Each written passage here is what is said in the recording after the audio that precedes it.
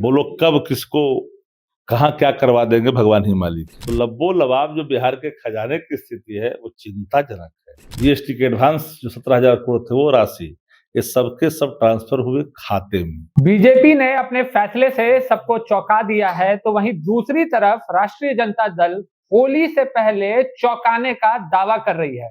नमस्कार, मैं फलक सिंह और आप सभी का स्वागत हो चुका है हमारे चैनल सच टॉक पे। देखिए, हमारे साथ आरजेडी से मुख्य प्रवक्ता सह पूर्व विधायक शक्ति सिंह यादव मौजूद है, जिनसे जानते हैं कि युवा चेहरे को, नए चेहरे को मौका मिला है, राष्ट्रीय कार्यकारी अध्यक्ष बनाया गया है।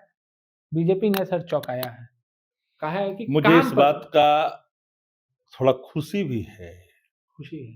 इस बात को लेकर खुशी है कि राष्ट्रीय जनता दल जो वादा करती है, जो काम करती है, उसका अनुकरण भारतीय जनता पार्टी करती है। 26 साल की उम्र में तेजस्वी यादव जी बिहार के उप मुख्यमंत्री बने जी, नेता प्रतिपक्ष बने 17 महीना बाद सरकार में हटने के बाद। दो बार उप मुख्यमंत्री, 2 बार लीडर ऑपोजिशन और तीसरा बार लीडर ऑपोजिशन। ये शोहरत युवा चेहरा बड़ी कम ही है देश के अंदर में जिनको ये प्राप्त होता है। और बिहार का युवा तेजस्वी जी की तरफ टकटकी निगाह से परिवर्तन की बाट जोह रहे थे। ये बात अलग है कि बिहार का जनादेश मशीनरी मैनेजमेंट के आधार पर प्राप्त हुआ, उसके साथ ही साथ धन का प्रवाह हुआ, योजना मद की राशि को डायवर्सन किया गया। उतना ही नहीं, बीसीए फंड का भी डायवर्सन किया गया, नबार्ड के पैसे का, जीएसटी के एडवांस जो 17,000 करोड़ थे वो राशि ये सबके सब ट्रांसफर हुए खाते में। जीविका कोई नहीं खाली हुआ, लेबर को गया, कई तरह के लोगों को गया, खाते में राशि गया। जो चुनाव आयोग ने करवाया, चुनाव आयोग ने अनुमति नहीं दी थी तेलंगाना में, तमिलनाडु में, आंध्रा में, राजस्थान में, लेकिन बिहार में दिया। चुनाव में वोट की डकैती हुई, ठीक है, नवीनीकरण सरकार का हो गया, सरकार फिर बन गई नीतीश जी के नेतृत्व में। बिहार में सामात के खेल भी चल रहे हैं, कौन ज्यादा बड़ा होगा, कौन ज्यादा छोटा होगा। इसी बीच में एक खबर आ गई कि नितिन नवीन जो बिहार सरकार के मंत्री हैं, मजबूत मंत्री हैं, थोड़ा मृदुभाषी भी है, सरल स्वभाव के हैं, उनको कार्यकारी राष्ट्रीय अध्यक्ष बनाया गया। छोटे भाई हैं, उम्र में छोटे हैं, भाई हैं, अच्छे स्वभाव के हैं, उनके कंधों पर जिम्मेदारी दी गई कार्यकारी अध्यक्ष की।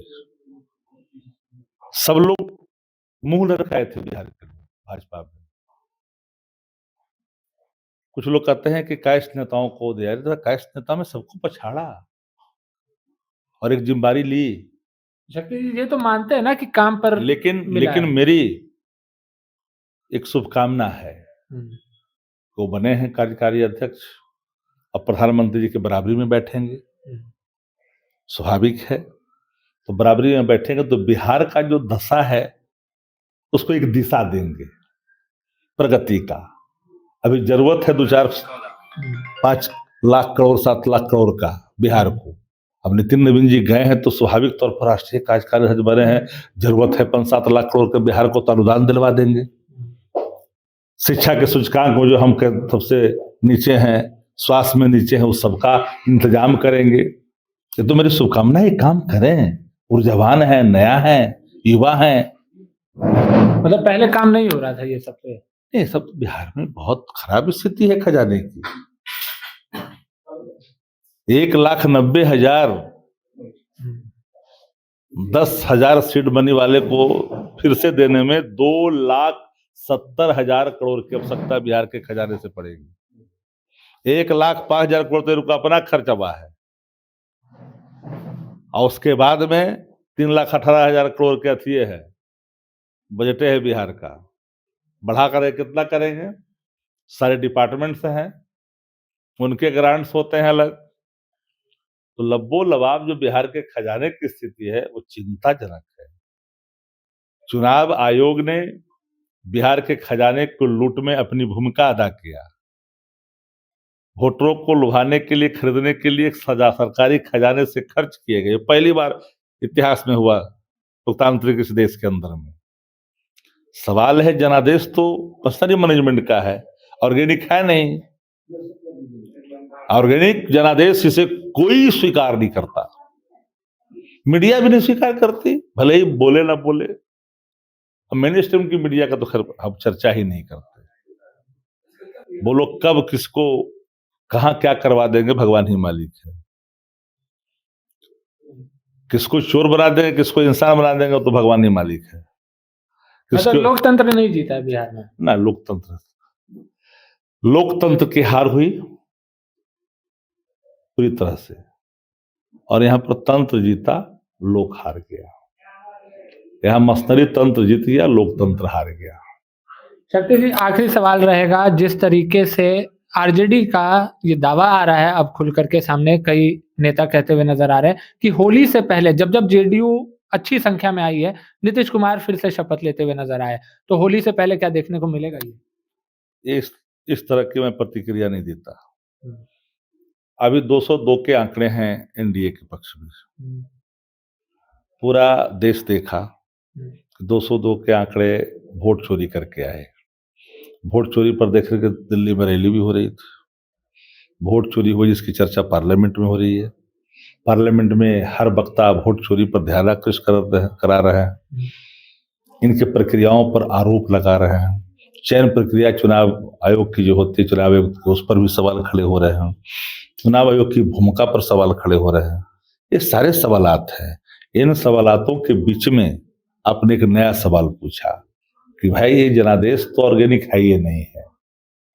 हम क्या अपने हृदय पर हाथ रख के, आपको विश्वास था क्या? कहीं दिखता था क्या? किसी को नहीं दिखता था।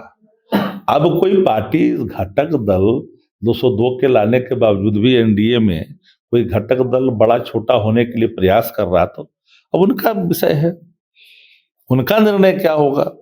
राष्ट्रीय जनता दल विपक्ष की भूमिका में है, और विपक्ष की भूमिका में होने के नाते अपनी विपक्षीय भूमिका को अदा करने के लिए तत्पर है। पर नेता प्रतिपक्ष पूरे शांत पड़े हुए हैं।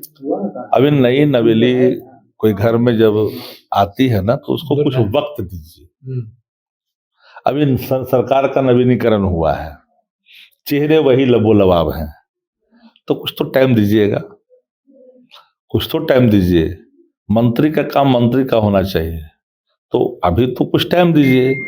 शपथ प्रतिज्ञान था 2 दिन सदन में, नेता प्रतिपक्ष शामिल थे, अध्यक्ष के चुनाव थे, नेता प्रतिपक्ष शामिल हैं, बाकी कोई बिजनेस नहीं था, कोई बिजनेस नहीं था। अब देखिएगा बजट सत्र में भूमिका विपक्ष की देखने मिलेगा, मतलब बिल्कुल। अरे हम 100 की संख्या में रहे हैं, 25 की संख्या में विपक्ष है ना। ठीक है, चलिए।